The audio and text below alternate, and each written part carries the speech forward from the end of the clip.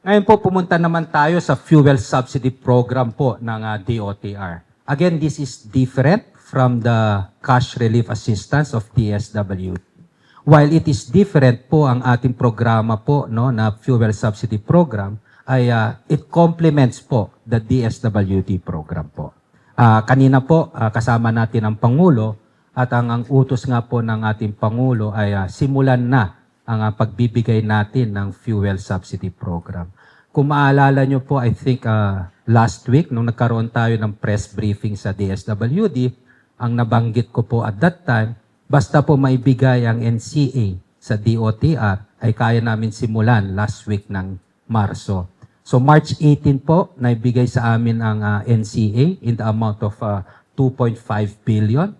Kaya po March 19, we downloaded the amount to LTFRB.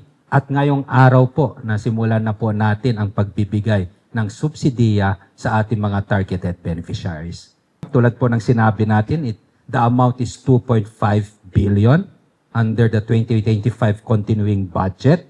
Ang makikinabang po dito na pagdating sa driver beneficiaries kasama ang operators natin is around 245,066, no? Thereabout. Baka po madagdagan yan, but definitely around that estimate po. Ang makikinabang po na PUV units of operators po natin is more or less 1,180,783.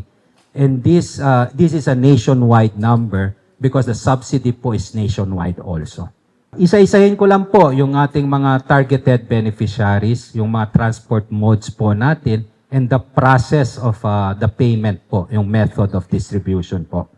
Yung bus operators po, makakatanggap sila ng 10,000 per unit po ito.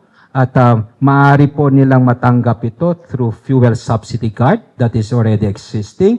Maaari din po through manager's check. Maaari po through bank account. O maaari po through e-wallets po. No, kung ano po yung mas mabisa at mas mabilis, yun po yung gagawin natin. We can adjust po. Sabihin lang sa atin mga bus operators po.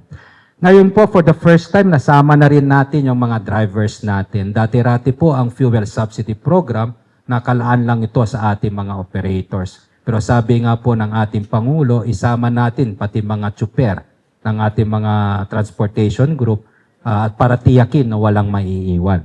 So kasama po sila, itong PUP bus drivers natin, 5,000 po ito. At kung bakit 5,000 po ito, hindi po sila kasama sa AIX na ni Secretary Gatchalian. So we just made sure na pantay po yung makukuha po nila katulad ng mga ibang tsuper. And this is through cash or through e-wallet. Pagdating naman po sa minibus operators natin, 9,000, the same mode of payment katulad ng bus operators natin, and the minibus drivers natin, 5,000. Again, hindi po kasi sila nasama sa AIX natin sa cash relief assistance po ng DSWD. Next, kasama sa buses, yung P2P operators natin, same po, 10,000. Yung P2P drivers natin, 5,000 din po.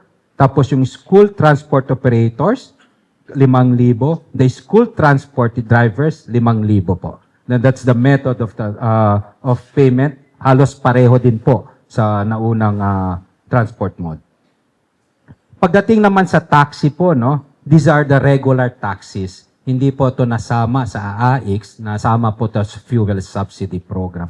Kung mapapansin nyo po, yung mga operators po, 2,000 po ang ating inilaan na subsidiya, habang yung mga drivers po ng regular taxi, we're going to give them 5,000. Again, this is 2,000 per unit, no? Ang bakit mas malaki po sa ating mga tsuper, kasi po sa regular taxi po, nagbaboundary po mga to. Sa ating UV Express, ganun din po ang ating mga operators, 10,000. At again, the mode of payment is basically the same with the rest. The drivers po is 5,000, the UV drivers, because hindi po ito naisama sa ating AIX program. Ganun din po sa traditional UV operators and the traditional UV drivers, 5,000 at saka 5,000 din po. For the modern PUJs po, yung mga operators po natin, magbibigay din po kami ng 10,000 per unit po. Hindi po sila naisama sa ating AIX. However, pagdating sa ating mga tsuper ng ating modern PUJs, kasama na rin po ang ating traditional PUJs, naglaan po kami ng 1,500. Bakit ho na mas mababa? Sapagkat po ito po yung kasama sa cash relief assistance din po ni Secretary Gatchalian at DSWD, kung saan makakatanggap sila ng 5,000. Same with the traditional PUJs po, no? Kung bakit mas mataas yung kaninang operator sa ating modern jeepney kumpara sa traditional PUJs, sapagkat po yung operating and maintenance cost po ng ating mga modern jeepney mas mataas po kaysa sa traditional jeepney. So the drivers of the traditional jeepney will receive the same 1,500 katulad pa ng modern jeepney natin. And again, for point of emphasis, kasi nasama na rin po sila sa ating AIX.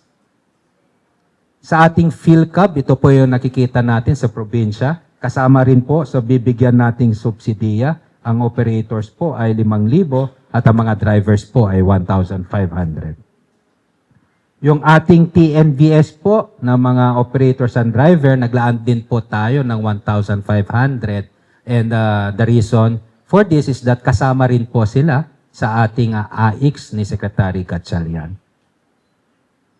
And the tricycle and delivery services, magtatabi rin po kami ng kanilang matatanggap, no? And baka after Holy Week na po natin maipapatupad to, kasi po unahin din po namin yung kanilang makukuha through the ayuda of Secretary Gatchalian. Kung mapapansin nyo po, no, kung bakit hindi po pantay-pantay ang ating pagbibigay ng subsidiya, sapagkat po una, ang nakalagay po na budget sa amin, ang nakalaan po is 2.5 billion only. At kailangan namin na pagkasyanin lahat ng mga qualified drivers and operators na nakasaad sa aming budget, special provision ng 2025 budget. So tulad na nasabi namin, ang cash relief assistance ay naghahalagang 5,000 pesos. Simultaneous ngayong araw na makakatanggap ang ating mga TNVS drivers in 17 sites. Ang payout ho ay nagsimula na kaninang alas 7 ng umaga, yung iba mas maaga pa, at tuloy-tuloy yan hanggang maubos natin ang target natin for today. Ngayon, ito ho ang indicative schedule natin sa araw na to, TNVS drivers. Bukas, mga jeepney drivers. Sa March 26 at 27, mga service delivery riders. At sa March 28, mga MC taxi drivers.